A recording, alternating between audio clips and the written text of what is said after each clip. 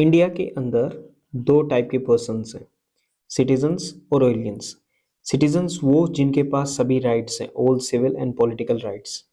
Aliens वो जिनके पास सारे सिटीजन सिविल और पॉलिटिकल राइट्स नहीं है। वो कौन से आर्टिकल्स हैं जो सिर्फ सिटीजन्स को अलाउड हैं लेकिन एलियंस को अलाउड नहीं है? 15, 16, 19, 29 and 30। Right to vote, right to contest elections for the parliament and state legislature, and to hold the public offices. Which public offices only the citizens can hold and not the aliens? Vice President, President, Judges of Supreme Court, High Court, Governor of States, Attorney General of India, and Advocate General of States. The President of India, the President of India can be a naturalized person or he can be citizen by birth. But in USA, only the person who is citizen by birth is allowed to be the president. Now, जो ये aliens होते हैं they can be categorised under to. Friendly aliens वो countries जो हमारे साथ cordial relations रखती हैं, एनिमी एलियंस जो हमारे साथ वॉर पे हैं, कंट्रीज जो वॉर पे हैं। इन एनिमी एलियंस को और भी ज़्यादा कम राइट्स मिलते हैं। For example the article 22 arrest and detention, ये इनको अलाउ नहीं होता एनिमी एलियंस को। इंडियन ओरिजिन कौन होता है? Any person whose he or his parents and either of his parents were born in undivided India. ठीक है, या वो एक ऐसी टेरिटरी में बोर्न हुए थे जो 15 अगस्त 1947 के बाद इंडिया में मर्ज हो गई थी। उनको बोलते हैं people of Indian origin. Right, next is ये जो सिटीजनशिप है ये दो पार्ट्स में है। Number one is the constitution में जो दे रखा है और दूसरा जो पार्लियामेंट ने कर रखा है। कॉन्स्टिट्यूशन में क्या क्या दे रखा है? आर्टिकल 5 to 11 पार्ट सेकंड, और पार्लियामेंट में दे रखा है citizenship act of 1955। Articles deal करते हैं with citizenship at the commencement of the constitution, इस पर्टिकुलर डेट को कौन सिटीजन थे। एंड पार्लियामेंट इस एक्ट के थ्रू डील करता है एक्विजिशन, एक्सेप्ट करना, लॉस ऑफ सिटीजनशिप या बाकी मैटर्स जो सिटीजनशिप से जुड़े हुए हैं after the commencement of the constitution. जो कॉन्स्टिट्यूशन है वो डील करता है 4 कैटेगरीज ऑफ पर्सन से। आर्टिकल 5 में है पीपल हु आर डोमिसाइल, वो सिटीजन्स जो इंडिया के अंदर डोमिसाइल हैं और इन तीनों में से एक कंडीशन फुलफिल करते हैं, या तो वो खुद बोर्न हुए हैं या उनके पेरेंट्स बोर्न हुए हैं, either of their parents born हुए हैं, या before the commencement of the constitution वो 5 ईयर्स से इंडिया में रेजिडेंट है। इन तीनों में से अगर कोई भी कंडीशन विद द डोमिसाइल कि अभी उनका रेजिडेंस इंडिया में है, अगर वो फुलफिल हो रही है तो वो इंडियन सिटीजन है अकॉर्डिंग टू आर्टिकल 5। आर्टिकल 6 वो लोग जो पाकिस्तान से इंडिया में माइग्रेट हुए थे। नाउ ये लोग बोर्न हुए थे अनडिवाइडेड इंडिया में। नाउ इसमें क्या होगा? वो person either of the parents और द ग्रैंड पेरेंट्स, ठीक है, ये बोर्न हुए थे इंडिया के अंदर, अनडिवाइडेड इंडिया के अंदर। कौन? वो person either of the parents और either of the grandparents. Plus उसके साथ दो कंडीशंस और हैं। वो कंडीशंस क्या हैं? They migrated from Pakistan to India before 19 July 9, यानी परमिट सिस्टम शुरू होने से पहले वो इंडिया का रेजिडेंट बन चुके थे, या फिर अगर परमिट के बाद आए थे तो उनको पहले 6 मंथ्स के लिए वेट करना होगा इंडिया में रजिस्टर होने के लिए। So this is article 6 Pakistan to India.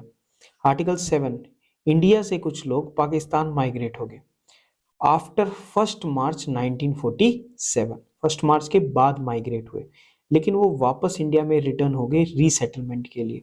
अब उनको क्या करना पड़ेगा? Before the application they have to wait for 6 months and be are resident. 8th undivided India, या तो पर्सन या ईदर ऑफ हिज पेरेंट्स और either of his grandparents, ठीक है। अब इनमें से बट रेजिडेंट आउटसाइड, ठीक है, अनडिवाइडेड इंडिया में इनका बर्थ हुआ था but they are resident outside. Now ये क्या करेंगे? Before or after the constitution, commencement of the constitution, ये अपने आप को किसी कॉन्सुलेट में रजिस्टर करवाएंगे। ये किसके लिए है? ओवरसीज सिटीजन्स ऑफ इंडिया के लिए। नंबर 8। नंबर 9 है कि सिटीजनशिप किस केस में खत्म हो जाएगी? अगर आप वॉलंटरी से दूसरे फॉरेन स्टेट की एक्सेप्ट कर लेते हो। 10 सिटीजनशिप डिपेंडेंट है लॉज ऑफ द पार्लियामेंट के ऊपर, और 11th में है ऑल द प्रोविजंस, जो पावर उसकी है it is with the parliament. So these are the 5, 6, 7, 8, 9, 10 and 11. These are the different provisions जो कॉन्स्टिट्यूशन में दिए गए हैं. What about the parliament? Parliament ने प्रोवाइड करा ये एक्ट जिसमें एक्विजिशन लॉस एंड बाकी मैटर्स दिए गए हैं. ये एक्ट अमेंड हो चुका है मल्टीपल टाइम्स, जैसे कि 85 में अमेंड हुआ था ताकि आसाम अकॉर्ड्स, जो आसाम का पीस अकॉर्ड है, उसके दिए प्रोविजंस को ऐड किया जा सकते हैं 1955 में. इसकी वजह से ऐड हुआ था सेक्शन 6 से. पर्सन ऑफ इंडियन ओरिजिन जो आसाम में एंटर हुए बिफोर 1 जनवरी 1966, उससे पहले वाले उनको इंडियन सिटीजनशिप मिल जाएगी. लेकिन अगर आप 1 जन के बाद आए हैं, 66 के बाद आए हैं, लेकिन 25 मार्च 1971 से पहले हैं, तो आपको 10 ईयर्स तक वेट करना पड़ेगा before you get the registration. ये था 85 के अंदर. 86 के अंदर ये अप्लाई हुआ था 1 July 1987. Citizenship by birth, 86 is related to citizenship by birth. Either of the parents, ठीक है, आपके इंडियन होने चाहिए. सिर्फ बर्थ से कुछ नहीं होगा, आपका पेरेंट्स भी, either of your parents, one of them should be Indian. 92, इसने जेंडर डिस्क्रिमिनेशन को खत्म करा था 1992 में. जो भी पर्सन अब्रोड पैदा हुआ है, बोर्न हुआ है, उसके दोनों में से कोई भी एक पेरेंट इंडियन हो सकता है और उसको सिटीजनशिप मिल जाएगी. पहले only the father was required to be the Indian parent जो इंडियन सिटीजन है, ठीक है, अब्रोड से रिलेटेड है, because this is related with citizenship by descent. 2003 apply हुआ था 3 दिसंबर 2004 को. ये डील करता है डेफिनेशन ऑफ इलीगल माइग्रेंट. उसके बाद ये डील करता है सीबीबी के साथ, यानी इस वाले में सिटीजनशिप बाय बर्थ. इंडियन होना जरूरी है एक पेरेंट को, और दूसरा पेरेंट इलीगल माइग्रेंट नहीं होना चाहिए. यहाँ पे इंडियन होना जरूरी है, ये ऐड किया गया था, और यहाँ पे ये ऐड किया गया था इंडियन इलीगल माइग्रेंट नहीं होना चाहिए. 2003 also provides the overseas citizen of India status and the national register of citizens. 2005 ने 2003 के OCI स्टेटस को और ज़्यादा एक्सपेंड करा to cover more people but except Pakistan and Bangladesh. 2015 ने OCI को, तो OCI से रिलेटेड कौन कौन से हैं? 2003, 2005 एंड 2015. OCI को और भी ज़्यादा सिंप्लीफाई करा, यानी person of Indian origin status वाले लोग और ओवरसीज सिटीजन ऑफ इंडिया, इन दोनों को मर्ज करके एक बना दिया गया है overseas citizen of India card holders. Citizenship amendment act फिर से आता है 2019 में. यह आता है ताकि हम फास्ट ट्रैक कर सके उन प्रोसिक्यूटेड माइनॉरिटीज की सिटीजनशिप को जो बिलोंग करते हैं from the countries of Pakistan, Afghanistan, Bangladesh. और ये माइनॉरिटीज उन कंट्रीज में कौन है? Hindus, Sikhs, Christians, Jains, Buddhist and the Parsis. Citizenship amendment act 2019 में मुस्लिम्स के बारे में नहीं है, बिकॉज वो इन कंट्रीज में मेजॉरिटी में है. 6th शेड्यूल पर ये अप्लाई नहीं है, यानी Mizoram, Meghalaya, Tripura, Assam and the ILP states, inner line permit states, fully applied in Nagaland, Arunachal Pradesh, Manipur, Mizoram and some parts of Meghalaya, Tripura and Assam. Right, तो यहाँ तक तो होगा सिटीजनशिप अमेंडमेंट. अब सिटीजनशिप को गेन करने के लिए, उसको अक्वायर करने के लिए there are 5 different ways. Fine, the first one is by birth. It is also known as principle of jus soli. It means कि सन ऑफ द सॉइल, कि जो यहाँ पर बर्थ लिया है जिसने, वो सिटीजन होना चाहिए. लेकिन ये चीज कब तक एप्लीकेबल है? नाउ जितने भी एक्विजिशन है वो सारे के सारे 26 जैन के बाद बात होगी, बिकॉज उस दिन और उससे पहले की बात कॉन्स्टिट्यूशन में दी गई थी. एंड एक्विजिशन 1955 के सिटीजनशिप एक्ट में है. 26 Jan to 1 July 1987. People born in this period, if they are born in India, तो और कोई कंडीशन की जरूरत नहीं है, you are citizenship by birth. 1 July 1987 से 2 दिसंबर 2004 तक है, तो आपके ईदर ऑफ द पेरेंट्स भी क्या होनी चाहिए? They should be Indian, one of the parents should be Indian. And 3 दिसंबर 2004 के बाद आपके ईदर ऑफ द पेरेंट्स तो होंगे, प्लस जो अदर होगा, कोई भी एक पेरेंट तो इंडियन सिटीजन होगा, प्लस जो अदर होगा he or she should not be illegal migrant. Diplomat और एनिमी एलियंस को सिटीजनशिप बाय बर्थ नहीं मिल सकती। If we talk about descent, 26 January से दिसंबर 1992 तक सिर्फ वो लोग सिटीजन होंगे अब डिसेंट से रिलेशन है तो मतलब बर्थ जो है वो किसी बाहर कंट्री में हो रहा है। यहाँ पर बर्थ इंडिया में हो रहा था, बाहर बर्थ हुआ है डिसेंट में 26 Jan to 19 December 1992, father Indian होना चाहिए। 1992 में जेंडर डिस्क्रिमिनेशन को एंड करा और 1992 के बाद ये अलाउ करा कि मदर भी हो सकती है। 2004 के बाद अगर कोई पर्सन बाहर बर्थ लेता है तो उसको 1 ईयर के अंदर from the date of birth he has to get registered with the consulate or the जो हाई कमिश्नर है उसके पास। अगर कोई माइनर है, माइनर के लिए पेरेंट्स को साइन करके बताना होगा कि इसके पास कोई दूसरे सिटीजनशिप नहीं है। लेकिन अगर किसी माइनर के पास है और वो फुल एज ले लेता है, फुल एज के विद इन 6 मंथ्स के अंदर he has to renounce his other citizenship, नहीं तो इंडिया की चली जाएगी। Next is by registration. Registration is done by central government, illegal migrants पे अप्लाई नहीं है। रजिस्ट्रेशन के अंदर और नेचुरलाइजेशन के अंदर आपको ओथ लेनी जरूरी है। रजिस्ट्रेशन के लिए इनमें से किसी भी एक कंडीशन को फुलफिल करना है। पर्सन ऑफ इंडियन ओरिजिन होनी चाहिए, रेजिडेंट ऑफ इंडिया 7 ईयर्स होनी चाहिए before the application, this is one condition. Person of Indian origin, resident for 7 years before the application. Second, person of Indian origin plus you're living outside the undivided India. Second, third, आप किसी ऐसे Indian citizen को Mary करते हैं plus उसके बाद 7 years तक आप रेजिडेंट हैं। नेक्स्ट, कोई भी पर्सन है जो इंडियन सिटीजन्स हैं उसके माइनर्स सभी इंडियन सिटीजन्स होंगे। नेक्स्ट, अगर आपकी फुल एज और कैपेसिटी हो गई है और आपके पेरेंट्स इंडियन सिटीजन्स हैं तो आप भी बाय रजिस्ट्रेशन बन सकते हैं। फुल एज एंड कैपेसिटी है आपके ईदर ऑफ योर पेरेंट्स, ठीक है, वर इंडियन सिटीजन्स, तो आप सिर्फ 12 मंथ्स में आप अपना रजिस्ट्रेशन वापस से अप्लाई कर सकते हैं। आपकी फुल एज कैपेसिटी होगी, ओवरसीज सिटीजन्स ऑफ इंडिया का कार्ड होल्डर हैं आप फॉर 5 ईयर्स एंड रेजिडेंट हैं आप 12 मंथ्स के लिए, तो ये भी अप्लाई होगी। Next comes is naturalisation. Naturalisation में आपको ये सारी चीजें फुलफिल करनी होंगी if you want to be naturalise citizen by birth. आप कंट्री के सिटीजन, जिस भी कंट्री में सिटीजन है, अगर वहां पर नेचुरलाइजेशन वाला प्रिंसिपल अलाउ नहीं है तो हम भी उन सिटीजन्स को अलाउ नहीं कर सकते। सेकेंड, अगर आप इंडियन सिटीजन बाय नेचुरलाइजेशन लेते हैं then you renounce the other citizenship. Third, आप या तो इंडिया में रिसाइडेड हैं या गवर्नमेंट ऑफ इंडिया के साथ काम कर रहे हैं या दोनों कर रहे हैं in the last 12 months before the application.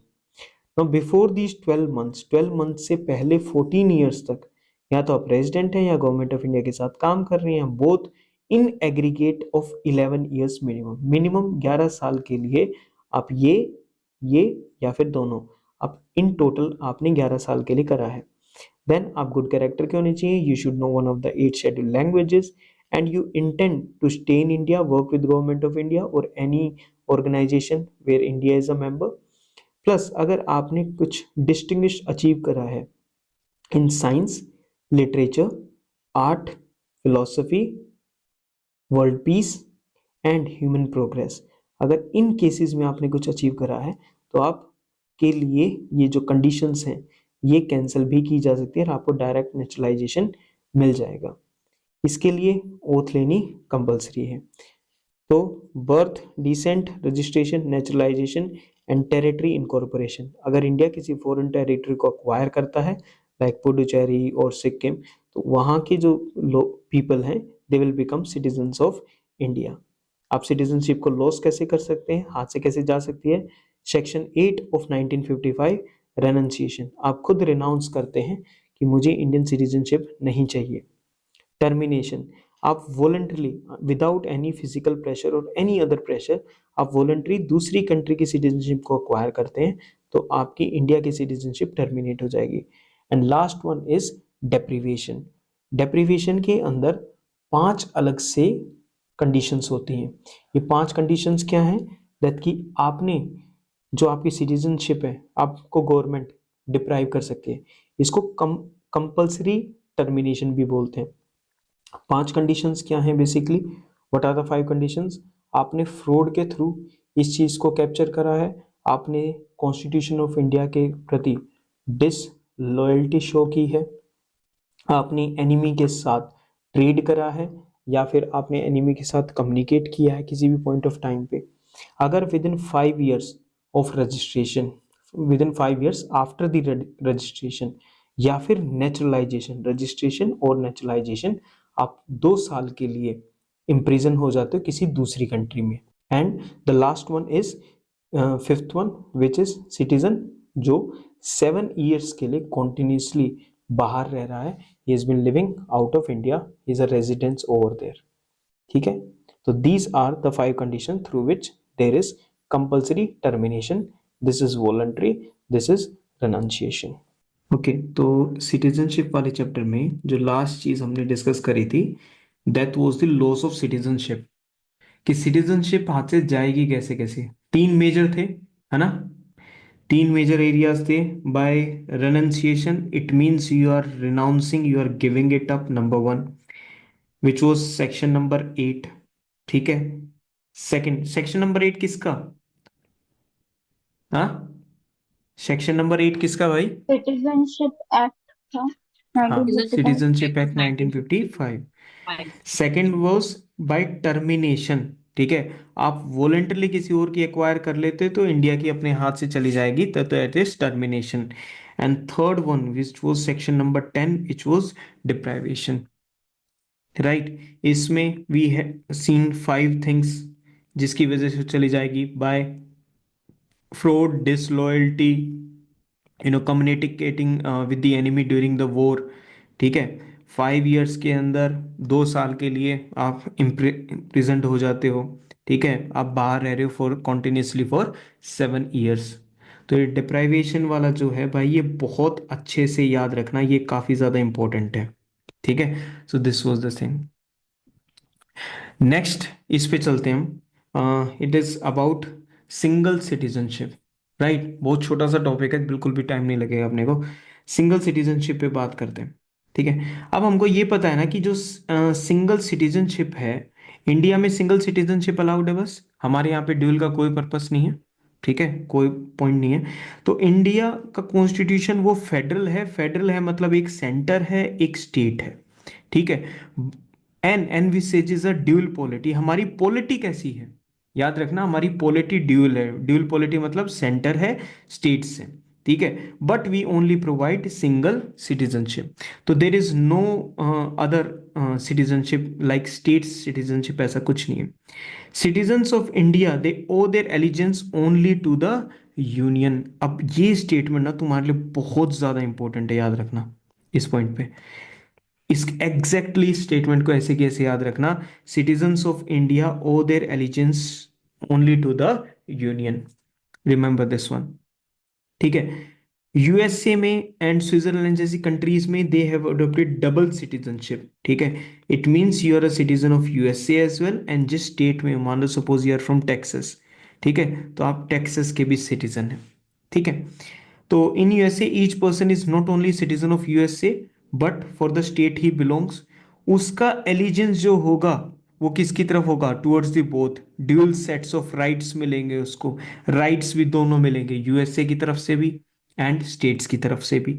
One set conferred by the national government and another by the state government, so this is the thing.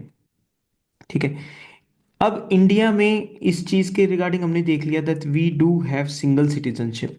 ठीक है, okay, in India, next point देखते हैं हम कि इंडिया में ना all citizens irrespective of the state in which they are born और reside, they enjoy same political and civil rights. आप चाहे किसी नॉर्थ इंडिया के किसी स्टेट से बिलोंग करते हो, नॉर्थ ईस्ट से या साउथ इंडिया से, doesn't matter, you all will get same political and civil rights जो आपको मिलेंगे। बट यहाँ पर क्या है, एंड एक उससे पहले, no discrimination is made between them. ठीक है भाई, ये बात समझ में आ गई। लेकिन however this general rule of absence of discrimination is subject to some exceptions. हमारे यहाँ पे there is absence of discrimination, हम किसी भी टाइप का डिस्क्रिमिनेशन नहीं कर रहे हैं, but there are some exceptions to it. ठीक है, सिंपल सिंपल एक्सेप्शंस देखते हैं। अंडर आर्टिकल 16 हमें पता है parliament can prescribe residence within a state or union territory as a condition for certain employments or appointments.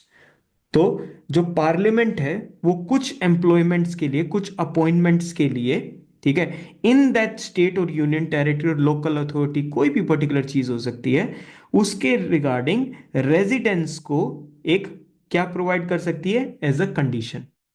ठीक है, तो ये हो गया एक डिस्क्रिमिनेशन हो गया कि यार इसी स्टेट के होंगे, तो उन्होंने कंडीशन प्रोवाइड कर दी उस एम्प्लॉयमेंट के लिए और अपॉइंटमेंट के लिए। दिस इज वन, पार्लियामेंट ने ऑर्डर वगैरह पास करा। अभी ये बेसिकली आंध्र प्रदेश, तेलंगाना जैसे स्टेट्स में एप्लीकेबल है। जनरल सा याद रखना है, अंडर आर्टिकल 16 पार्लियामेंट, ठीक है, parliament can discriminate on the basis of residence for certain employments and appointments. Clear होगी बात? ठीक है, नेक्स्ट पे आ जाए हम।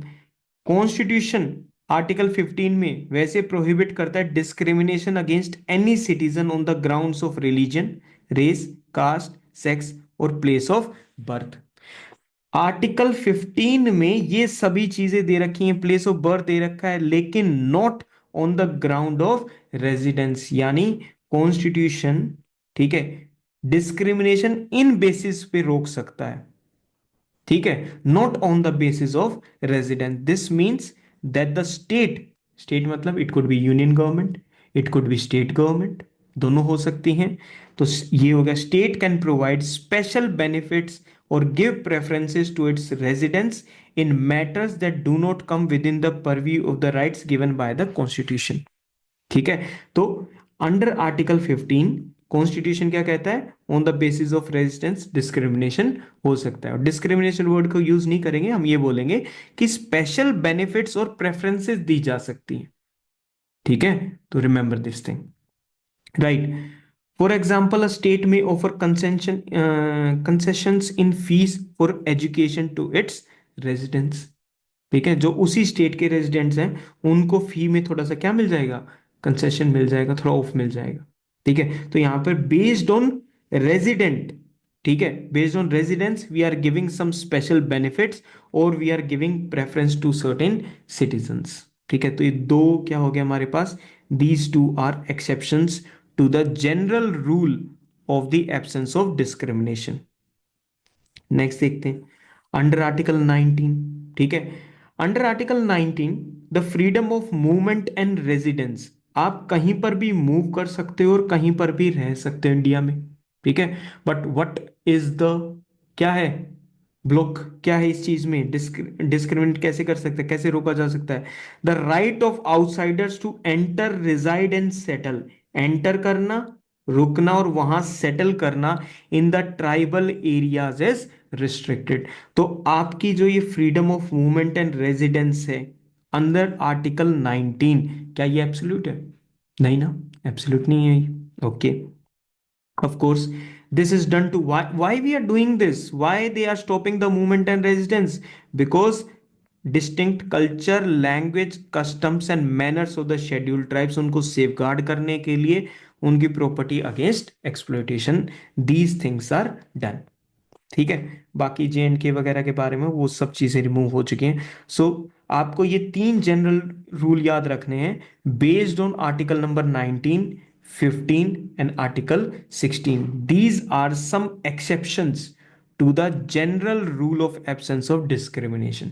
वैसे तो कॉन्स्टिट्यूशन ने क्या बोला कि कोई भी डिस्क्रिमिनेशन नहीं होगा, डिस्क्रिमिनेशन क्या है, एब्सेंट है, राइट। बट एक्सेप्शन क्या क्रिएट कर दिए, आर्टिकल नंबर 15, ठीक है, जिसमें रेजिडेंस वो बता सकता है, 16 में वो क्या कहने लग रहा है, रेजिडेंस पार्लियामेंट क्रिएट कर सकती है, उसके अलावा 19 we have regarding the movement and the residence. Clear होगी बात? आगे चले भाई इसमें, ठीक है, सिंपल सर। अब आ जाते हैं हम अपने नेक्स्ट टॉपिक पे, विच is the overseas citizenship of India. Overseas, सबसे पहले तो ये वर्ड आ गया ओवरसीज, यानी जो भी पर्सन है वो कहाँ रह रहा है, इंडिया में है, बाहर है, कहाँ है, बाहर है इंडिया से, अब्रोड है, नंबर वन थिंग, ठीक है, अब्रोड है वो। अब ये ओवरसीज सिटीजनशिप ऑफ इंडिया, ये status, who can tell me which amendment act brought this particular thing? Yes भाई। 2003। 3 में 2003। एक्सपेंड कर दिया 2005 में, यस और नो? डबल रिवाइज करो। 2003 में ओवरसीज सिटीजनशिप ऑफ इंडिया, ठीक है, ओके। सबसे पहले क्या होता है, अब इस वर्ड को तुम एक बार भूल जाओ एक सेकंड के लिए, अभी बिल्कुल स्टार्टिंग में चले जाते हैं, ठीक है। There are some people who are living outside India, ठीक है, लेकिन वो उनका ओरिजिन कैसा है? They are people of Indian origin. Origin कैसा है? People of Indian, Indian origin है, ठीक है। Now they are scattered across different different region separate from the place of origin. Place of origin तो क्या था?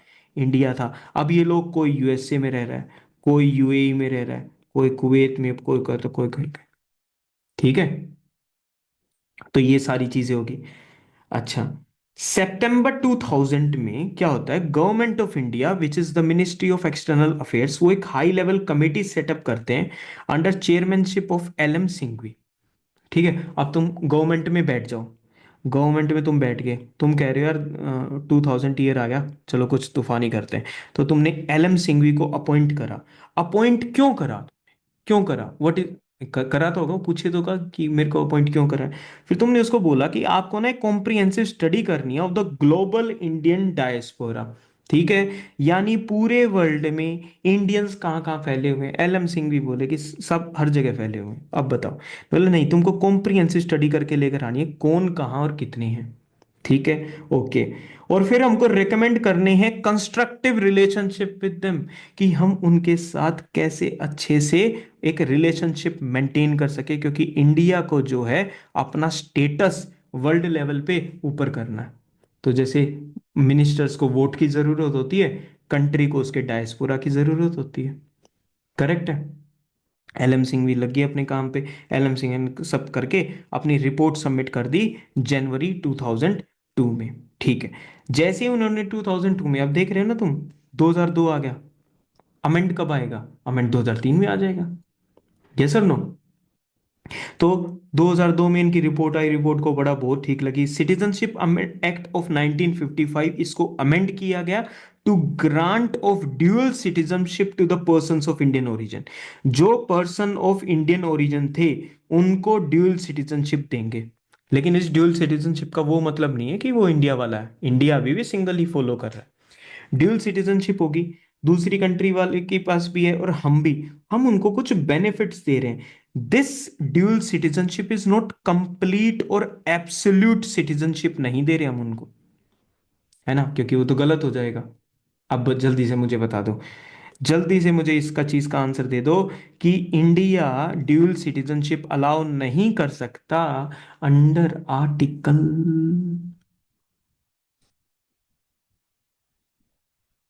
9। Under article 9। देखा, पता नहीं कहाँ से आवाज आई, जहां से भी आई सही आई, ठीक है।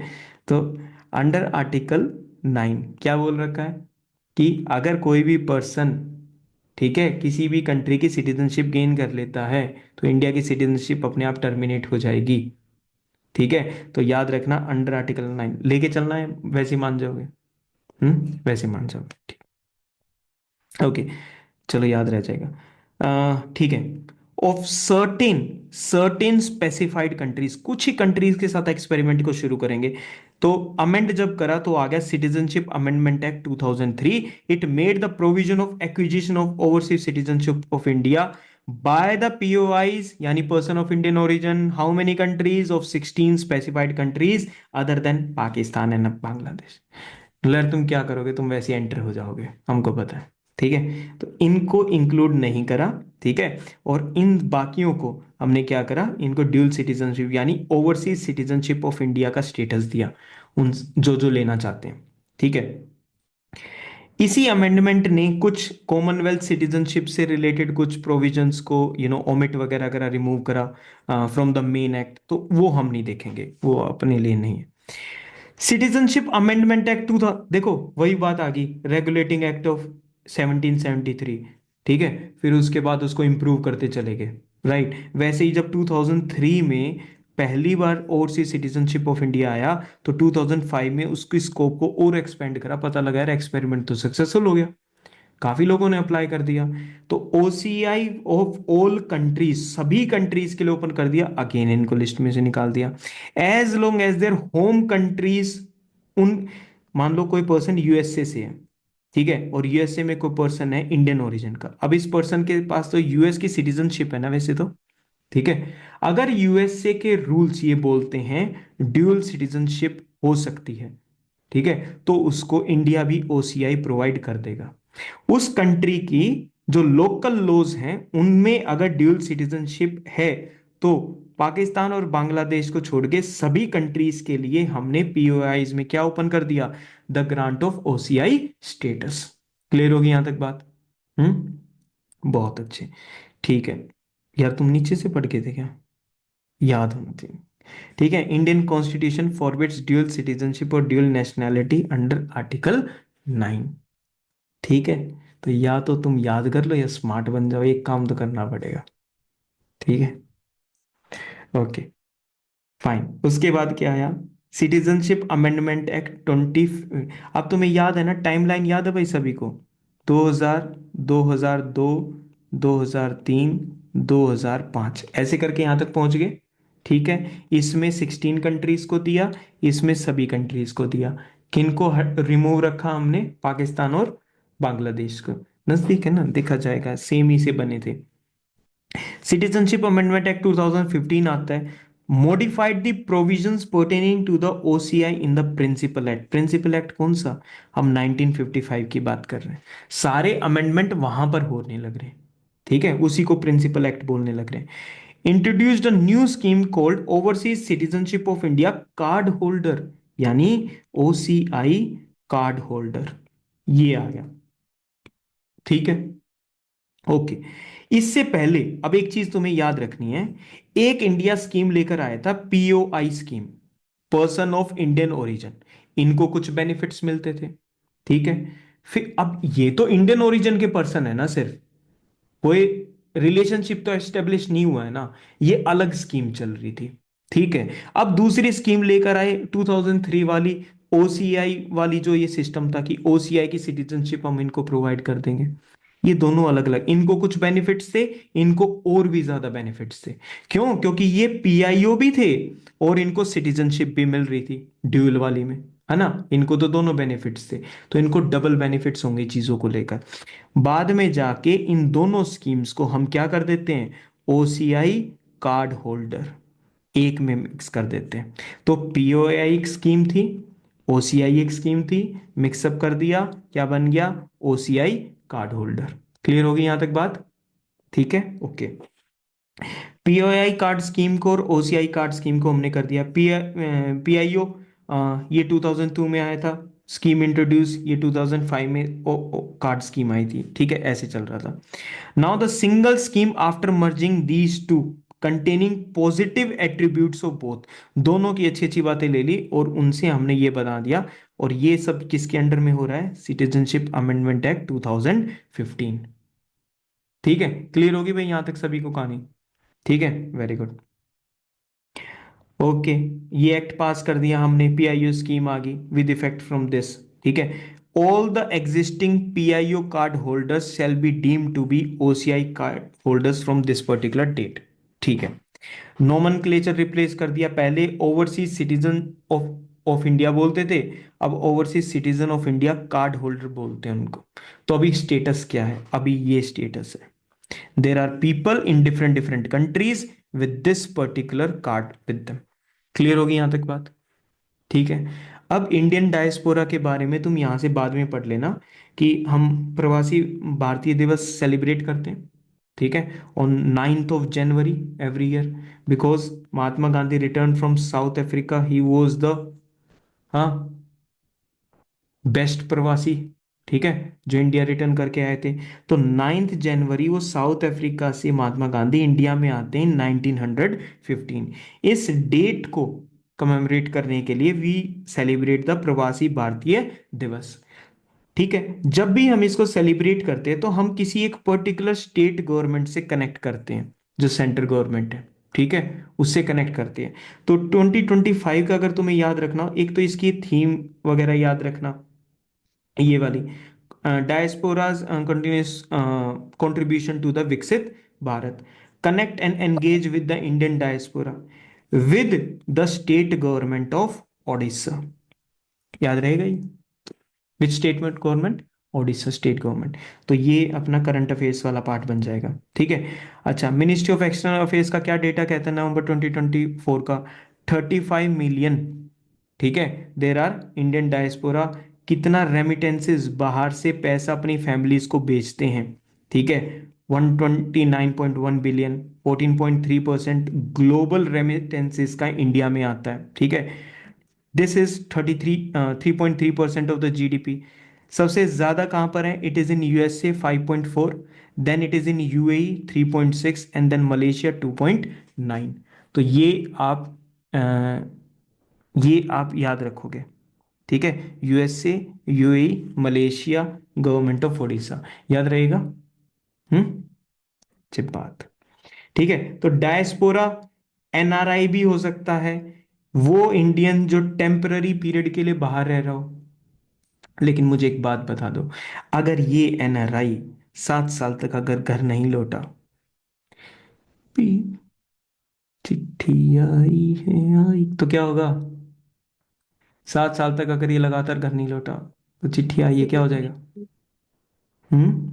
टर्मिनेशन। सिटीजनशिप चली जाएगी, हाँ, टर्मिनेशन। परमानेंट हो जाएगी। बाय बाय 3 थे ना? टर्मिनेशन बाय नहीं नहीं, टर्मिनेशन, एक तो रेनंसिएशन वाला था, एक टर्मिनेशन वाला था, डेप्रिविएशन। डेप्रिवेशन, है ना?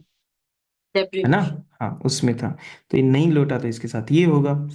पर्सन ऑफ इंडियन ओरिजिन, इनका इंडियन एंसेस्ट्री, इनके एंसेस्टर्स पेरेंट्स वगैरह वो तब इंडियंस थे। ओसीआई कौन है? ये वो फॉरेन सिटीजन्स हैं जिनके पास ओसीआई कार्ड है, विद प्रिविलेजेस हैं उनके सारे। तो ये 3 आप अलग अलग याद रखना, ठीक है। तो ये हो गया अपना बेसिक बेसिक, फाइन, ओके। देखो, इस चीज में हम नहीं जाएंगे, ठीक है, इस चीज में डिटेल में नहीं जाएंगे, बट बेसिकली जब बाद में आप इसको करो, तो ये वही वाली सारी चीजें हैं कि ऐसा होगा तो इसको ये मिल जाएगा, स्टेटस मिल जाएगा। तो इसको बड़ा लाइट वे में इसको रीड करना, इससे स्ट्रेस नहीं डेवलप होना चाहिए, ठीक है, okay. Benefits of overseas citizen of India card holder, जो overseas citizen of India card holder है उसको क्या क्या मेजर बेनिफिट्स है यहाँ है, ठीक है। हम याद रखेंगे, हमारा जो मेन है, ठीक है, उसको याद रखेंगे। कहाँ कहाँ से? डेप्रिवेशन वाला इंपॉर्टेंट है, प्लीज रिमेंबर दैट। याद है ना डेप्रिवेशन के 5? ओके, बताना एक बार, मेरे को विश्वास नहीं। पहला क्या था? फ्रॉड। फ्रॉड, ठीक है। दूसरा? Communication. Disloyal. Communication with enemy. तीसरा? डिसलॉयल्टी, कॉन्स्टिट्यूशन, ठीक है, ओके। डिसलॉयल्टी। फिर फोर्थ? अगर वो किसी और कंट्री की सिटीजनशिप ले रहे हैं तो 2 ईयर जेल हो जाता। 5 with in 5 years, Another 2 years की जेल थी, इम्प्रिजनमेंट। एंड फिफ्थ वाला 7 ईयर्स के लिए इंडिया से 7 ईयर वाला। बाहर था। 7 years। बस हो गया, जश्न की तैयारी करो, ओके। आगे चलो, overseas citizenship of India card holder, multiple entry, ठीक है, आओ जाओ आओ जाओ आओ जाओ, life long visa for visiting India, इतना तो हम कर ही सकते हैं, है ना? क्यों बार बार परेशान करना है? मल्टीपल एंट्री वीजा दे दिया, ठीक है। बार बार फॉरेन रजिस्ट्रेशन के जो रजिस्ट्रार ऑफिसेज होते हैं ना, उसमें तुमको ऐसा बार बार जाके रजिस्ट्रेशन नहीं कराना कि साहब मैं आ गया, साहब मैं जा रहा हूँ, साहब मैं आ गया, साहब मैं जा रहा हूँ, ठीक है, वो ऐसी इसी चीज में लग जाएगा। For any length of stay in India, चाहे वो कितने भी पीरियड के लिए है। देखो हमारे यहाँ पे ना, हम देखो डिटेल में तो नहीं जाएंगे, बट ये जो ऑफिसेज होते हैं, ठीक है, फॉरेन जो रेगुलेशंस वगैरह करते हैं कि कौन आ रहा है कौन जा रहा है, अगर एक पर्टिकुलर पीरियड से ज्यादा अगर कोई रुक रहा है तो वहां पर जाकर रजिस्टर करवाना होता है, ठीक है, कि मैं इतने दिनों के लिए आया हूं, इस पर्पस के लिए आया हूं, ये मेरा काम है सारा का सारा, ठीक है। ये ओसीआई कार्ड होल्डर जो हैं, ये कितने भी टाइम के लिए इंडिया में स्टे कर सकते हैं, तो ये एग्जेम्प्टेड हैं फ्रॉम द रजिस्ट्रेशन, ठीक है। इनको अपॉइंट किया जा सकता है as a teaching faculty in big big institutions like IITs, NITs, IIM, central universities, ठीक है। और जो न्यू एम्स बन रहे हैं उसके अंदर इनको as a teaching faculty appoint कर सकते हैं। अच्छा, इंडियन नेशनल्स जो होते हैं, जो इंडियन सिटीजन्स होते हैं, उनके साथ इनकी क्या इक्वालिटी है? जो डोमेस्टिक एयरफेयर्स होते हैं, ठीक है, यातायात का जो उनको जो किराया वगैरह लगना है, फेयर्स वगैरह, उसमें इनको थोड़ा सा वो होता है, फाइन। नेशनल पार्क्स की फी वगैरह में इनको थोड़ा सा बेटर मिलता है, फाइन। वाइल्ड लाइफ सेंचुरीज जैसी जो जगहें होती हैं, हिस्टोरिकल मॉन्यूमेंट्स होते हैं, वहां पर इनको फी में क्या होती है, at a parity with Indian nationals, ठीक है, नहीं तो बाकियों के लिए ज्यादा होगी, सिंपल सी बात है, डॉलर में पैसा आने दो। Next is parity with NRIs. जो एनआरआईज हैं उनके साथ क्या इक्वलिटी है? परस्यूइंग प्रोफेशंस, अलग अलग ये प्रोफेशंस में इंडिया में पार्टिसिपेट कर सकते हैं, टीचर बन रहे हैं, डॉक्टर बन रहे हैं, लॉयर, ऐसी चीजें हो सकती हैं, ठीक है। ऑल इंडिया एंट्रेंस टेस्ट दे सकते हैं, ठीक है। इंटर कंट्री अडॉप्शन कर सकते हैं, you adopt a child, and इन सब चीजों में, फाइन। और purchase and sale of immovable property except agricultural land, ठीक है। अब सुनो मेरी बात, क्या हमको इनको डिटेल में जाना जरूरी है इन सभी की, कौन क्या है? नहीं, तुम्हें बस माइन्यूट सी चीजें समझनी है। इमूवेबल प्रॉपर्टी ले लो, लैंड वगैरह लेना ले लो, लेकिन एग्रीकल्चर लैंड मत लो। तुम्हें वो पॉइंट्स देखने हैं जहां पर यूपीएससी हमें कैप्चर कर सकता है, ठीक है, सिर्फ उन पॉइंट्स को देखना। ये एग्रीकल्चर लैंड वाले को देख लेना, टेस्ट वगैरह देने देना, इसमें थोड़ा सा वो कर लेना। अच्छा, एनी लेंथ देख के घबराना मत, ठीक है, कभी उसको देख के कट कर दो कि नहीं एनी लेंथ को नहीं, कोई तो लिमिट होगी, ठीक है। तो इसका थोड़ा सा ध्यान रहे, इसका ध्यान रहे, टीचिंग फैकल्टी का ध्यान रहे, हो जाएगा ये सारा का सारा। ठीक है, चलो, तो ये अपने लिए इंपॉर्टेंट था, ये इनमें काम चल जाएगा, इसको एक बार रीड भी करोगे तुम, ठीक है। Conferment of rights, major major same ही बातें हैं, तो you can always go through them, ठीक है। लेकिन एलिजिबल करेंगे प्रेसिडेंट की पोस्ट के लिए, जो पब्लिक ऑफिसेज हैं उसकी पोस्ट के लिए नहीं करेंगे, shall not be eligible for elections, उसके लिए नहीं होगा। वाइस प्रेसिडेंट, जज of supreme court and high court, अच्छा वोटिंग का नहीं देंगे, ठीक है। लोकसभा इसमें एलिजिबल नहीं हो सकता। स्टेट लेजिस्लेटिव असेंबलीज में some appointment not eligible to public services and post in connection with the affairs of this and that. तो ये कुछ ऐसे पब्लिक ऑफिसेज हैं where OCI card holders these things won't work, है ना। ये वाला तो सिंपल है, ये तो अपने उसमें भी देख रखा था, वो एलियंस वाले में हमने देखा था ना, पब्लिक ऑफिसेज था, ठीक है, बिल्कुल वैसा सही है, ठीक है। रेननशिएट भी हो सकती है, ओसीआई कार्ड होल्डर अगर आया है, जो आया है वो जा भी सकता है वो कार्ड, यस और नो, ठीक है। कैसे कैसे जा रहा है, you can renounce the card registering him as an overseas citizen, का जो उसने रजिस्टर करवाया था, डिक्लेरेशन दे दे, registered by the central government, यहां पर ध्यान देना, registered by the central government, ठीक है। तो जो उसका रजिस्ट्रेशन हुआ था वो डिक्लेयर कर सकता है कि मैं अब ये कार्ड वापस कर रहा हूं, ठीक है। Person ceases to be a overseas citizen the spouse of a foreign origin, इस वाले पॉइंट को समझना, ठीक है, बाकी तो इजी है, इस वाले पॉइंट को समझना। कोई भी पर्सन है, ठीक है, ceases to be a overseas citizenship of India card holder, यानी ओसीआई कार्ड अब उसके पास नहीं। The spouse of foreign origin, spouse यानी स्पाउस कौन होता है? India wife. वाइफ। हस्बैंड या वाइफ, ठीक है, जो पार्टनर होगा, ठीक है। पार्टनर जो होगा of foreign origin of that person who has obtained overseas citizenship, citizen of India card, and every minor child, ठीक है। तो वो जो फॉरेन ओरिजिन का है, इंडियन ओरिजिन का तो नहीं है, ठीक है। देखो ये अपना रमेश है, रमेश के पास ओसीआई कार्ड था, अब रमेश की वाइफ होगी मार्था, लेकिन मार्था तो ऑस्ट्रेलियन है, ठीक है। अब रमेश कहता है मैं कार्ड को दे रहा हूं, मेरे को कार्ड चाहिए नहीं।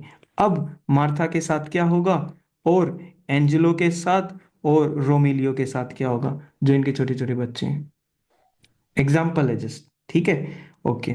Spouse of the foreign origin of that person who has obtained, उसके पास भी वो कार्ड था, and every minor child of that person registered जिसके पास कार्ड होल्डर है, thereupon cease to be an overseas citizenship of India card. तो रमेश की एक छोटी सी भूल ने मार्था, रोमेलियो और एंजेलो सबका नुकसान कर दिया। ठीक है, ओके, इस चीज को याद रखना। तो ये दो तरीके से इसने हो गया कि अगर एक का जाएगा सबका जाएगा, लेकिन वो याद भी, ये भी याद रखना उनका फॉरेन ओरिजिन है। ठीक है, उनका ओरिजिन कैसा है, फॉरेन ओरिजिन है, बाकी सबका कार्ड अपना अपना खुद का। ठीक है, गवर्नमेंट तो कभी भी कुछ भी कैंसिल कभी कर सकती है। कब कर सकती है, फ्रॉड, फॉल्स रिप्रेजेंटेशन, कुछ बातें छिपा रखी हों, dissatisfaction towards the constitution of India. Disaffection क्या, डिससेटिस्फेक्शन क्या, डिसअफेक्शन टुवर्ड्स। अब ये वर्ड्स है ना इस टाइप के हैं कि प्रीलिम्स में ना, जब मान लो अगर क्वेश्चन में अगर ये आएंगे, इट लाइक यार इस पे होगा या नहीं होगा। ठीक है, these words can create some kind of a doubt, ये डाउट क्रिएट कर सकते हैं। तो जहां डाउट क्रिएट होगा वहां ध्यान देना डबल। ठीक है, ओके, ये वाला तो सेम ही पॉइंट है, डेप्रीवेशन वाला। एनिमी के साथ हम बातचीत कर रहे हैं, उनको सामान दे रहे हैं इधर उधर का। ओके, 5 years में, ठीक है, imprison of not less than 2 years, ये वाला भी अपना सेम आ गया।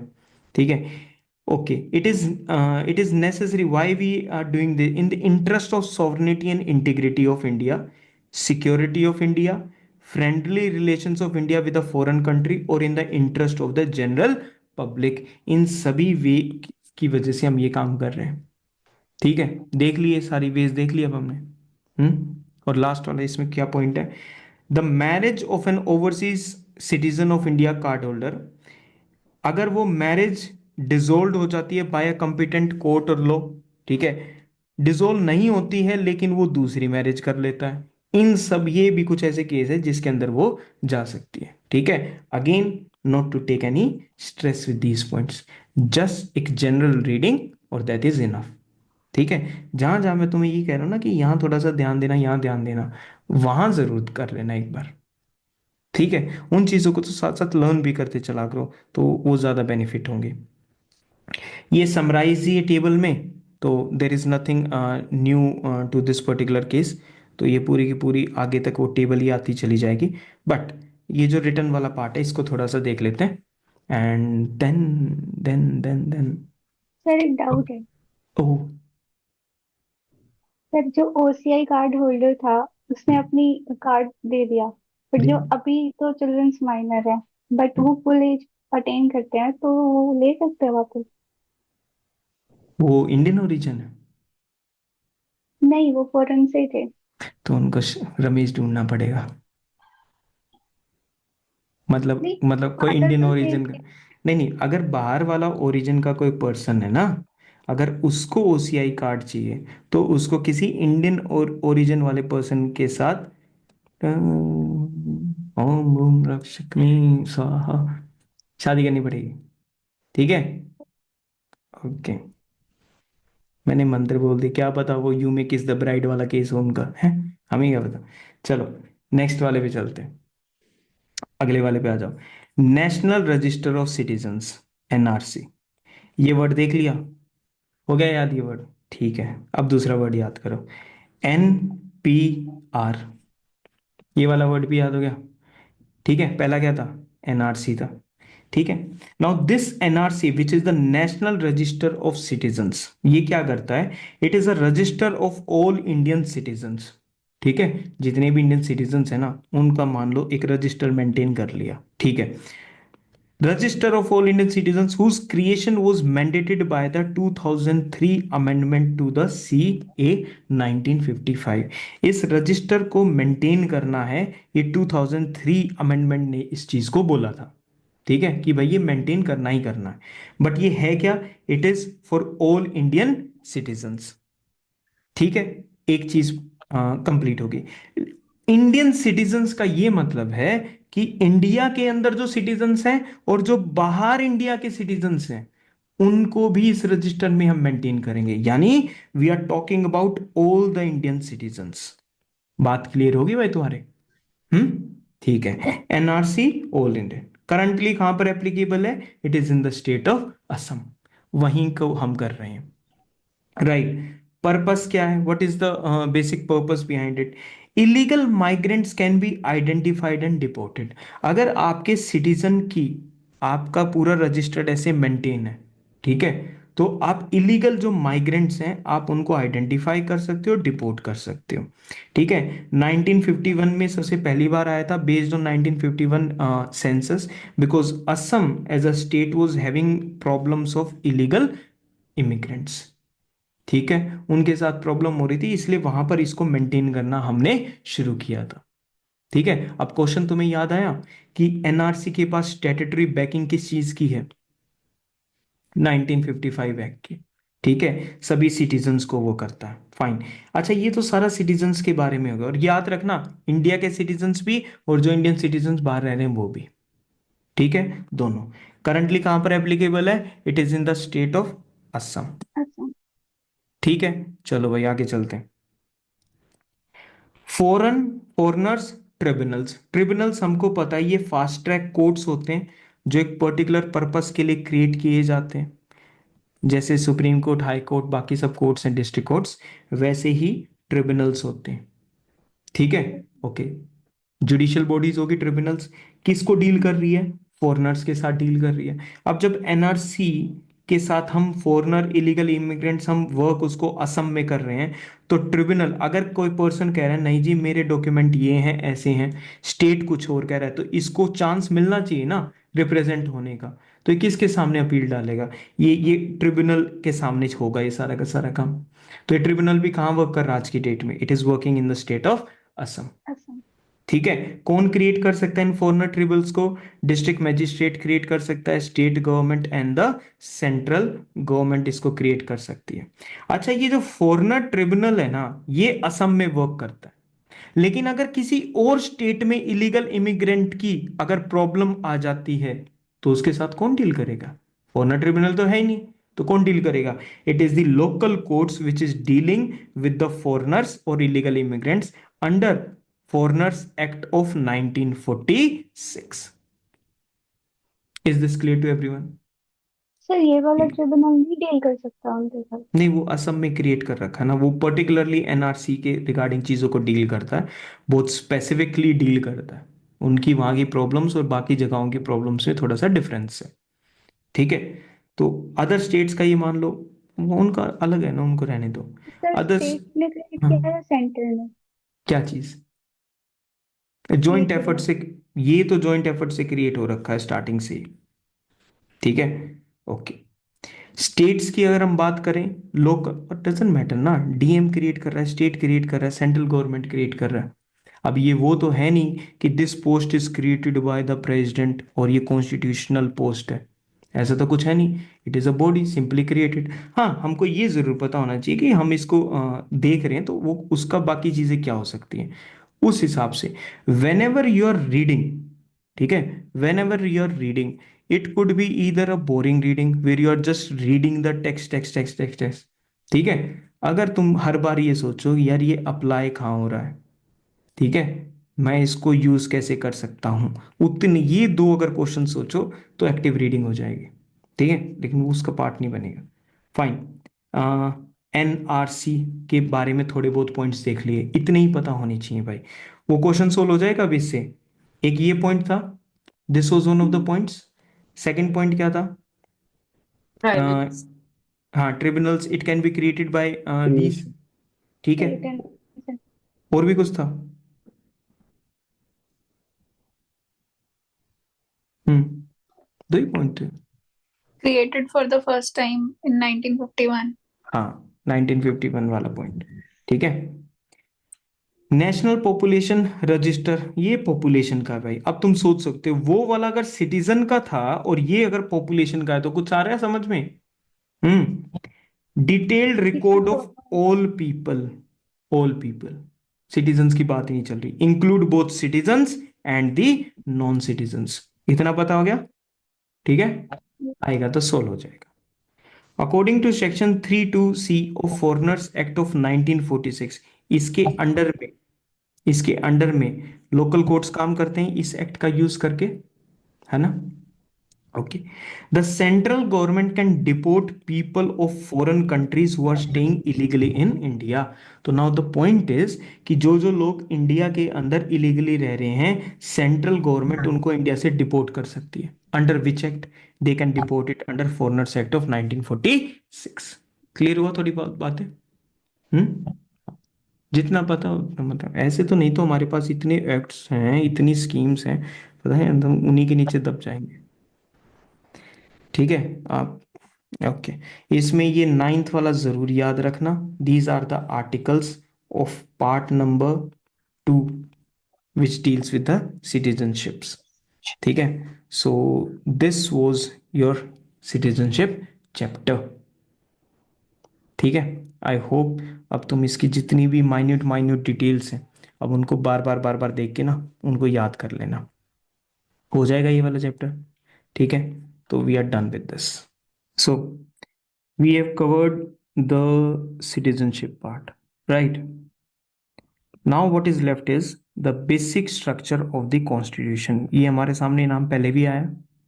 ये कॉन्स्टिट्यूशन का एक बेसिक स्ट्रक्चर जो उसमें जो सबसे ज्यादा जो उसके फंडामेंटल पॉइंट्स है, और तुम्हें पता है कि फंडामेंटल और जो बेसिक पॉइंट्स होते हैं, ठीक है, we don't touch these basic points. हमें इनको प्रोटेक्ट करके रखना होता है. इफ वी वांट कि हमारा कंप्लीट कॉन्स्टिट्यूशन, देखो हमें कॉन्स्टिट्यूशन में अमेंडमेंट तो करने ही है, यस और no, to stay with the time. जो टाइम धीरे धीरे इवोल्व हो रहा है, बट हम उसका जो बेसिक स्ट्रक्चर है ना उसको चेंज नहीं कर सकते. Evolution is part of everything. It is part of constitution as well, but we cannot change the very basic nature of the constitution. हम इंडियन पॉलिटी को एकदम से डेमोक्रेटिक से उठा के हम किसी उसको दूसरे में कन्वर्ट नहीं कर सकते. हम ठीक है, रिपब्लिक को उठा के हम मोनार्की में कन्वर्ट नहीं कर सकते, ऐसा हम नहीं कर सकते. ठीक है. These are some of the basic structure of the constitution. ठीक है. तो what is this basic structure doctrine? It says that there is it is a common law legal doctrine which says that in the constitution there are certain characteristics that cannot be erased by the legislature or the law making body which is the parliament in India.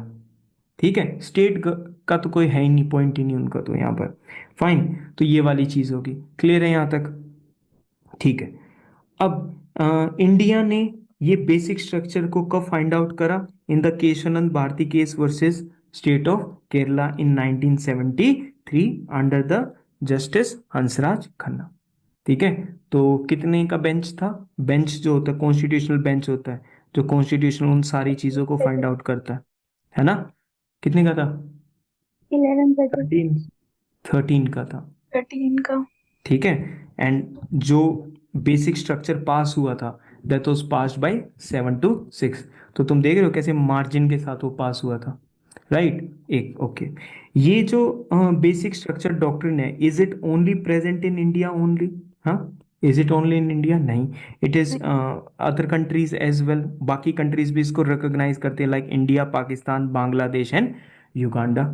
ठीक है. तो ये सारी की सारी countries इसको करती हैं.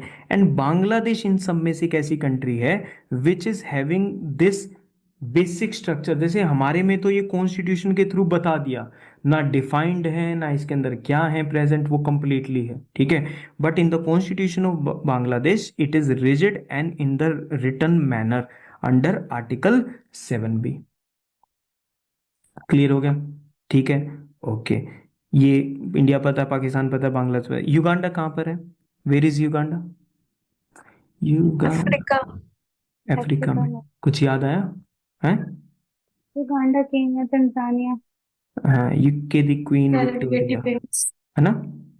यूके दी क्वीन विक्टोरिया है ना. बिग ठीक है. नेशनल तो park. Uganda, Kenya and Tanzania. ठीक है. तो ये युगांडा इधर आ जाएगा. बड़ी सिंपल सी कंट्री है. ठीक है. ज्यादा टेंशन ही नहीं लेते लोग, पता है तुमको. चलो ये वाला हमारा स्टार्टिंग को हो गया, बेसिक स्ट्रक्चर हो गया. अब क्विकली इसके गो थ्रू हो जाते हैं. सबसे पहले ही देखेंगे इमरजेंस कैसे हो रहा है, क्योंकि ओरिजिनल कॉन्स्टिट्यूशन में कोई भी मेंशन नहीं है. ठीक है. क्या अब मेंशन है? अब भी मेंशन नहीं है. ठीक है. सिर्फ जजमेंट्स में इधर उधर बता देते हैं कि okay this part is part of the basic structure doctrine. Clear? Okay, सबसे पहले क्वेश्चन आता है that fundamental rights can be amended by the parliament under article 368, है ना? आर्टिकल 368 याद है, दो तरीके से किसी भी चीज को अमेंड कर सकता था, स्पेशल प्रोविजंस, ठीक है, एंड स्पेशल से रेक्टिफिकेशन और प्लस रेटिफिकेशन वाले पार्ट से। ओके, तो fundamental rights can be amended by parliament और नॉट अंडर आर्टिकल 368, ये बात सुप्रीम कोर्ट के सामने आती है with in a year of constitution came into force. 50 में आया, 51 में ये बात सामने आ गई, भाई ये बताओ हम फंडामेंटल राइट्स को बदल सकते हैं या नहीं। ठीक है, तो केस क्या आया, Shankari Prasad case 1951। Constitutional validity of the first amendment 19, अभी के लिए आप सिर्फ इन केसेस को है ना बस माइन्यूट से ऐसे विदाउट एनी डिटेल देखोगे, ठीक है, और जब हम लैंडमार्क जजमेंट्स बाकी करेंगे we will go into the detail कि what was this Shankari Prasad case, ठीक है, क्या हुआ था, कैसे हुआ था, विल बाद में देखेंगे सारी चीजें। इस पर्टिकुलर केस में 1951 the constitutional validity of the first amendment act, कि जो पार्लियामेंट ने फर्स्ट अमेंडमेंट एक्ट पास किया था 1951, उसकी कॉन्स्टिट्यूशनल वैलिडिटी पे क्वेश्चन मार्क था कि क्या ये वैलिड है नहीं, क्योंकि फर्स्ट अमेंडमेंट एक्ट ने क्या करा था, it curtailed the right to property. ठीक है, तो जब पार्लियामेंट ने राइट टू प्रॉपर्टी को कर्टेल करा during the first amendment act, तो इस चीज पे सवाल उठाए गए कि भाई आपने ये ऐसे कैसे कर दिया इसको। ठीक है, तो फिर वो केस कौन सा आ गया सुप्रीम कोर्ट के सामने, शंकारी प्रसाद केस 1951। याद रखना है राइट टू प्रॉपर्टी इसमें इन्वॉल्व है फर्स्ट अमेंडमेंट। सुप्रीम कोर्ट ने क्या रूल करा, अच्छा कलर कोडिंग को देखते रहना, वन केस वन कलर के हिसाब से वो चलेगा। ठीक है, सुप्रीम कोर्ट ने क्या रूल करा, parliament, power of the parliament to amend the constitution under article 368 also includes the power to amend the fundamental rights. ठीक है, तो इसने क्या बोला, सुप्रीम कोर्ट सेड कि parliament under article 368 can amend the complete constitution, और उसमें fundamental rights को भी वो अमेंड कर सकता है। ठीक है, हो गया, एक चीज होगी, फाइन। फिर वो क्या कह रहा है, also includes the power of parliament to amend fundamental rights. The word law in article number 13, देखो आर्टिकल नंबर 12 के अंदर इट डिफाइंस स्टेट, यस और नो, है ना? Yes, sir. आर्टिकल 13 के अंदर इट डिफाइंस की लॉ क्या है, फिर उसमें अलग अलग चीजें दे रखी हैं, कॉन्स्टिट्यूशनल ये है वो है, पार्लियामेंट का पास किया हुआ है। तो ये हमारे फंडामेंटल राइट्स वाले चैप्टर में आएगा जब हम आर्टिकल 12 और आर्टिकल 13 को स्टडी करेंगे। स्टेट कौन है, जब फंडामेंटल राइट्स में ये बोला जाता है state can do this, state कौन है भाई, क्या एक पुलिसमैन एक स्टेट है, क्या गवर्नमेंट एक स्टेट है, ऐसे करके। ठीक है, लॉ आता है, लॉ वर्ड आता है, तो लॉ क्या है, ठीक है, तो ये सारी चीजें आएंगी इसमें। The word law in Article 13 includes only ordinary laws। ठीक है, आर्टिकल 13 में सिर्फ क्या आता है, सिर्फ ऑर्डिनरी लॉ आता है, not the constitutional amendment act. तो इसका मतलब शंकारी प्रसाद केस में, ठीक है, 1951 में सुप्रीम कोर्ट ने बोला ऑर्डिनरी लॉ अलग चीज है और कॉन्स्टिट्यूशनल अमेंडमेंट एक्ट अलग चीज है। और आर्टिकल 13 में कौन आएगा, आर्टिकल 13 में सिर्फ ऑर्डिनरी लॉ आएंगे, ये नहीं आएगा, बिकॉज एक बार बैकग्राउंड चेक कर लेते हैं जिसको पता है। आर्टिकल 13 में ये बात दे रखी है कि लॉ ये नहीं कर सकता, लॉ ये नहीं कर सकता, लॉ ऐसे नहीं कर सकता फंडामेंटल राइट्स के रिगार्डिंग, राइट। तो उन्होंने बोल दिया जी ये तो लॉ है ही नहीं, ये तो कॉन्स्टिट्यूशनल अमेंडमेंट एक्ट है। ठीक है, और जो ये लॉ वर्ड दे रखा है अंडर आर्टिकल 13, इसके अंदर, इसकी डेफिनेशन के अंदर कॉन्स्टिट्यूशनल अमेंडमेंट एक्ट नहीं आता। These are known as constituent laws. क्या बोलते हैं इनको, कॉन्स्टिट्यूशनल अमेंडमेंट एक्ट को क्या बोलते हैं, कॉन्स्टिट्यूएंट लॉज, और ये ऑर्डिनरी लॉज से डिफरेंट होते हैं। ठीक है, okay. Thereafter parliament, therefore the parliament can abridge, मतलब उसको चेंज कर सकता है, टेक अवे कर सकता है किसको, fundamental rights, by enacting the constitutional amendment act, and law will not be void under article 13। ठीक है, ये वाली चीज उन्होंने बोली, फाइन। तो under article sorry, under Article 368 the Parliament can amend the fundamental rights, और वो void भी नहीं होंगे, वो अमेंडमेंट गलत भी नहीं ठहराया जाएगा, because under article 13 definition of the word law constitutional amendment act count नहीं होते, वो उनसे बाहर है। क्लियर होगी ये वाली बात, 2-3 बार रिपीट होगी। कौन सा केस? शंकारी प्रसाद। ओके, 1-1-0 हो गया, ठीक है, पार्लियामेंट फेवर में चल रही है अभी। फाइन, सेकंड पे आ जाओ, गोलकनाथ केस। अच्छा, ईयर याद होनी चाहिए, ठीक है, 1951, उसके बाद 1967।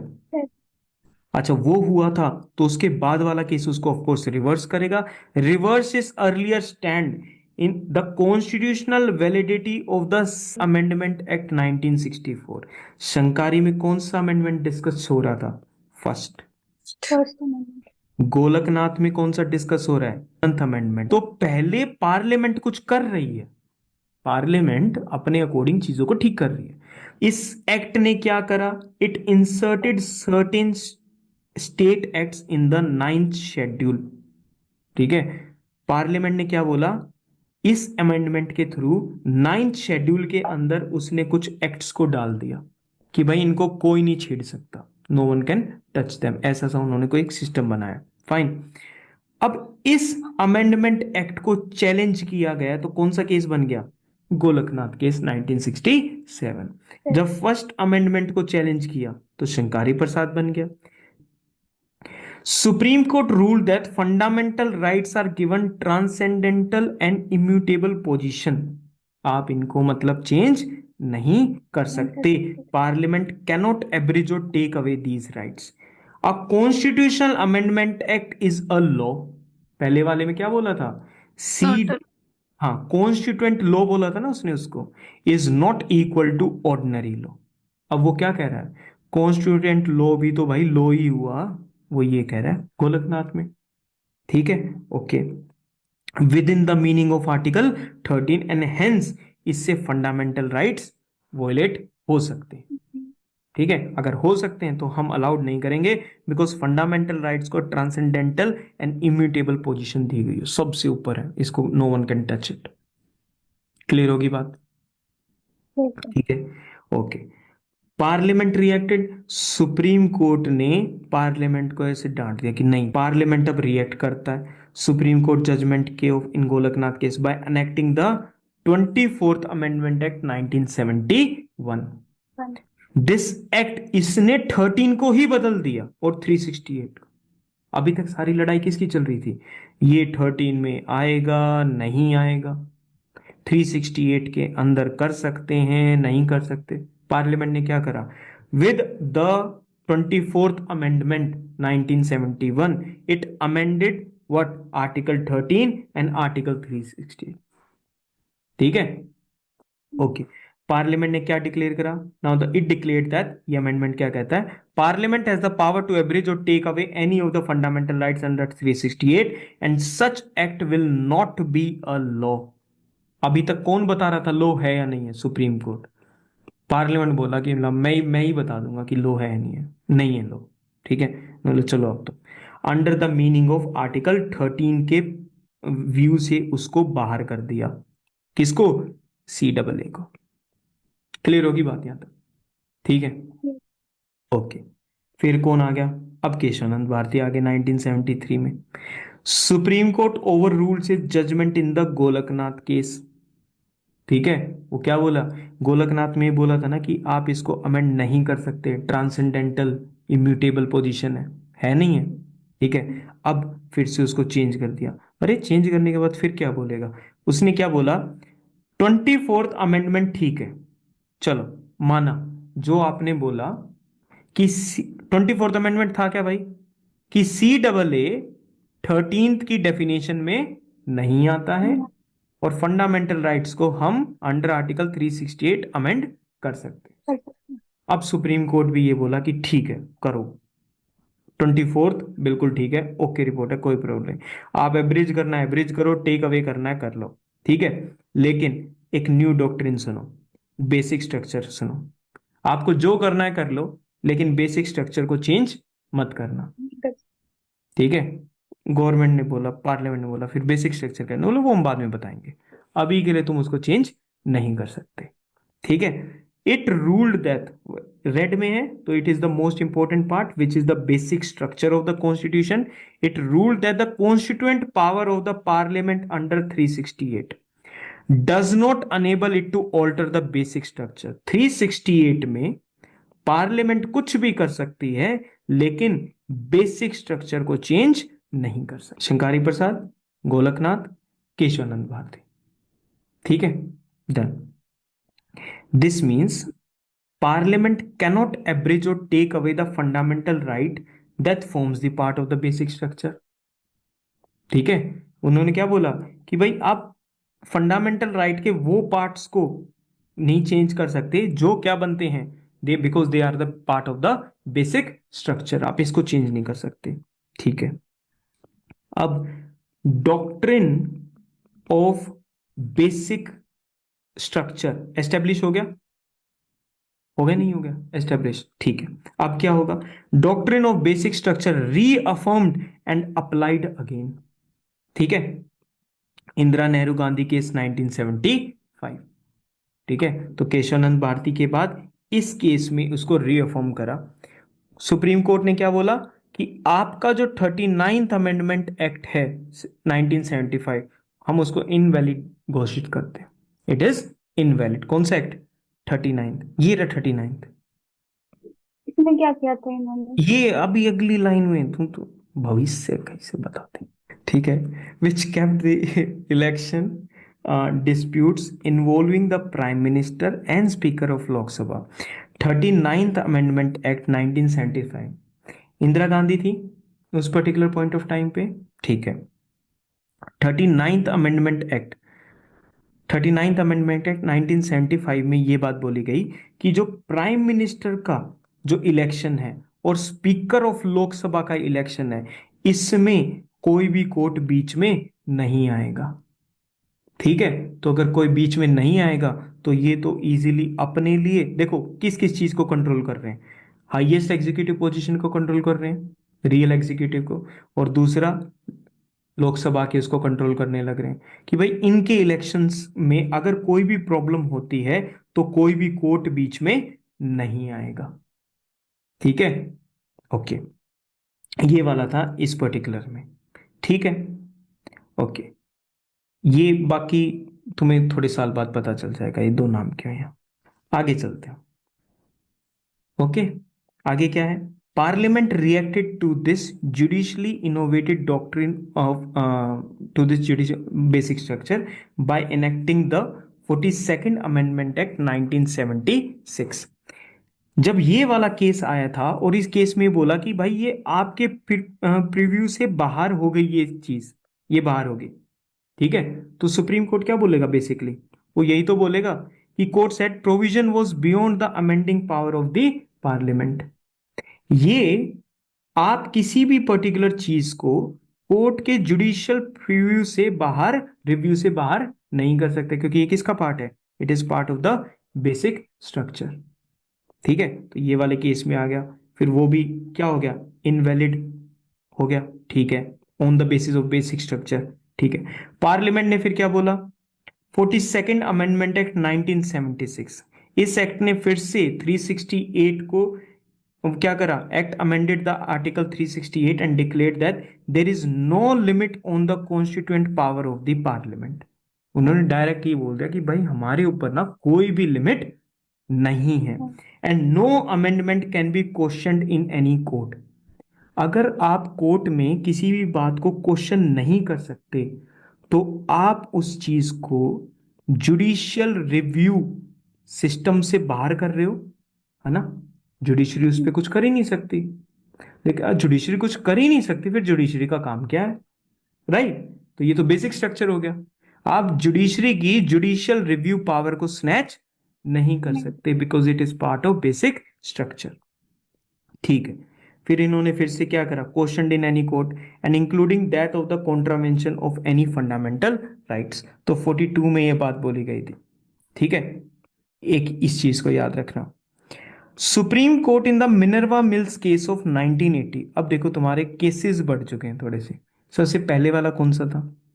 शंकरी प्रसाद शंकरी पर, सेकंड गोलकनाथ वाला, गोलनाथ, उसके बाद केशवानंद भारती, केशव भारती, उसके बाद इंदिरा नेहरू, नेहरू गांधी।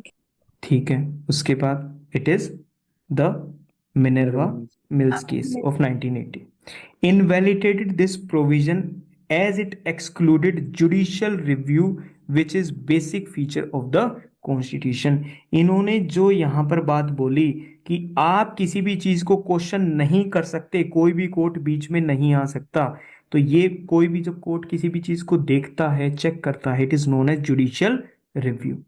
और जुडिशियल रिव्यू क्या है? एक बेसिक फीचर है.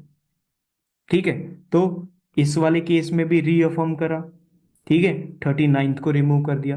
अब तुम्हें क्या याद रखना है? तुम्हें ये भी याद रखना है कि कौन सा अमेंडमेंट किस केस के साथ कनेक्टेड है ना? याद रह जाएगा ना, इजी है ये वाला. तो फर्स्ट वाला तुम्हें याद हो ही गया, 7th वाला याद हो गया, 39th वाला इससे रिलेटेड है, 42nd वाला इससे रिलेटेड हो जाएगा जुडिशियल रिव्यू वाले से. ठीक है, ये बात बोल दी. Parliament cannot under the exercise of the limited power enlarge the very power into an absolute power. इस लाइन को समझ लो एक बार कि पार्लियामेंट को एक लिमिटेड पावर मिल रखी है, उस लिमिटेड पावर से अपनी पावर को एब्सोल्यूट पावर में कन्वर्ट नहीं कर सकते. इसका मतलब बहुत पहले ये बात बोली गई थी हमारी कहानियों में, जब जिन आपको 3 विशेष देगा तो उसमें से कोई एक विश ये नहीं होनी चाहिए कि मेरे को 3 और विश चाहिए. समझ गए तुम बात को? ठीक है, हाँ. तो ये था, अपनी लिमिटेड पावर का यूज करते हुए आप उसको एब्सोल्यूट पावर में कन्वर्ट नहीं कर सकते. ऐसे तो जिन मारा जाएगा. ठीक है, हर तीसरी विश क्या होगी? 3 और दे दे, 3 और दे दे, 3 और दे दे. ठीक है, okay. Parliament cannot under article 368 expand it's amending power. ये अब तय हो गया ये वाली बात. ठीक है, ओके, डन हो गया, डन हो गया. The dawn of a limited power, जो उसको गिफ्ट मिल रखा है, DONW, it is a gift और समथिंग, पावर जो मिलती है, limited power, cannot exercise of them to convert into unlimited one. फिर आया Waman Rao case of 1981. Supreme court adhered to the doctrine of basic structure, further classified it would apply to the Constitutional Amendment Act after 24th April 1973, which was the date of judgment in the Kesavananda Bharati case. ठीक है, कि जो basic structure का doctrine है, ठीक है, वो कब अप्लाई होगा to the constitutional amendment? After 24th April 1973, जब वो पर्टिकुलर टर्म एस्टेब्लिश हुआ था. ठीक है, उससे पहले जो हो गया हो गया. इसके बाद अब हर चीज पे ये अप्लाई होता चला जाएगा. ये बात कहां बोली गई? वमन राव केस 1981. क्लियर होगी यहां तक बातें? ठीक है, ठीक है. जब इसको रिवाइज करो तो क्या करना है, यहां पर कुछ अमेंडमेंट लिख दिए, यहां पर कुछ वो लिख दिए, और किस में क्या डिसीजन लिया गया, बस उसको बार बार बार बार बार बार बार बार बार बार पढ़ लिया बस. ठीक है, एलिमेंट्स में क्या डिस्कस करना है? कुछ भी नहीं करना. प्रेजेंट पोजीशन क्या है? क्या पार्लियामेंट अंडर आर्टिकल 368 सब कुछ अमेंड कर सकती है? अरे देख, फिर गलत बात कर सकते हैं. Yes sir. Without parliament, sir हाँ बेसिक स्ट्रक्चर को तो नहीं कर सकते. हाँ, तो ये बात बोलो ना कि हाँ भाई, हर चीज को वो कर सकते हैं, लेकिन बेसिक स्ट्रक्चर चेंज नहीं होना नहीं. चाहिए. ठीक है, तो parliament has the power to amend any part of the constitution including the fundamental rights. तो अगर सिर्फ यही स्टेटमेंट आ जाए और कुछ वो कह ही नहीं रहा, तो ठीक होनी चाहिए ना. हाँ, okay. but without affecting the basic. However, Supreme Court is yet to define or clarify. ना तो डिफाइन करा है ना क्लैरिफिकेशन होता है, कंप्लीटली उसके बारे में सब कुछ बता रहे हो. ठीक है, तो ना उन्होंने बेसिक स्ट्रक्चर के बाद, हर बार बस वो एनलार्ज होता चला जाता है बेसिक स्ट्रक्चर. ठीक है, ये बहुत सारे एलिमेंट्स हैं इसके, 20 कुछ एलिमेंट्स हैं. अब ये अलग अलग केसेस में डेवलप हुए. जितनी भी तुम अच्छी अच्छी बातें सोच सकते हो regarding the constitution, it will be part of the basic structure. जहां पर थोड़ी सी कंफ्यूजन हो सकती है वो है जुडिशियल रिव्यू. इसको नहीं, वो रिमूव करेगा, हमने केस में देख भी लिया. Harmony and balance between the fundamental rights and DPSP. अब सुनने में ये लगेगा यार इसका क्या काम है ना, हार्मनी वगैरह ये सब भाईचारे की क्यों बात कर रहे हैं, but it is also part of the basic structure. Limited power of the parliament to amend the constitution, effective access to justice, इस पे भी डाउट क्रिएट हो सकता है कि ये बेसिक स्ट्रक्चर है या नहीं, ठीक है।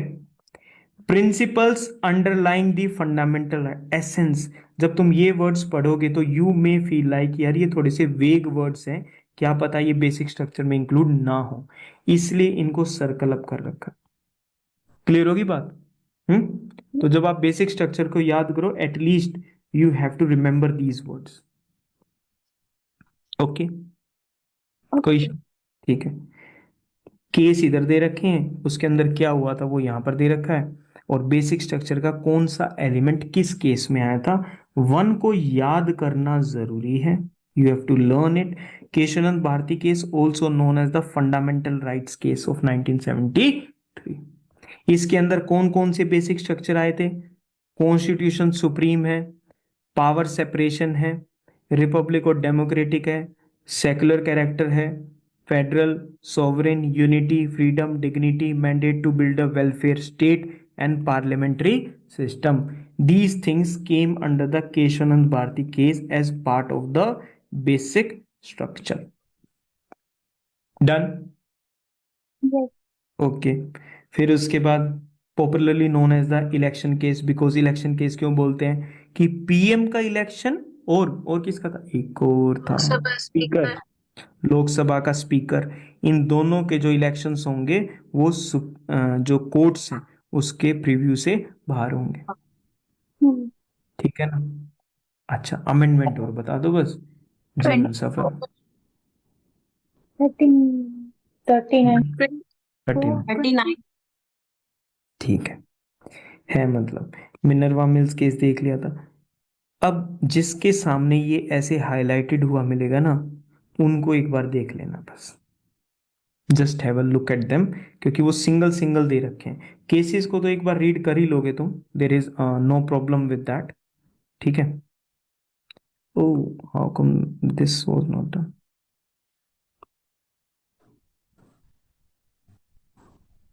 आर्टिकल 143 में क्या? Advisory jurisdiction supreme very good, ठीक है। तो I hope you will be going through these articles, ठीक है, and that will be our first phase of Indian polity, ठीक है, where we have gone through historical background, making of constitution, concept, preamble, union territory, citizenship, basic structure, ठीक है। इनमें से कुछ YouTube पर लिमिटेड एक्सेस के लिए I have uploaded some of the lectures, class में हमने सारे के सारे डिस्कस कर लिए हैं, ठीक है। हमने एक दो करंट अफेयर्स इससे जो रिलेटेड हो सकता है वो देखा है। माइक्रो टेस्ट के नाम पे तुमको बहुत एक्सप्लॉइट किया जा रहा है, तुम बहुत ज़्यादा टेस्ट दे रहे हो, ठीक है। एक टेस्ट फिर कल भी आ जाएगा, कोई बात नहीं, ठीक है। So this was day 1, tomorrow we will be doing this particular all together, और ऑल में फिर ये भी इंक्लूड हो जाएगा, ठीक है। So this was it.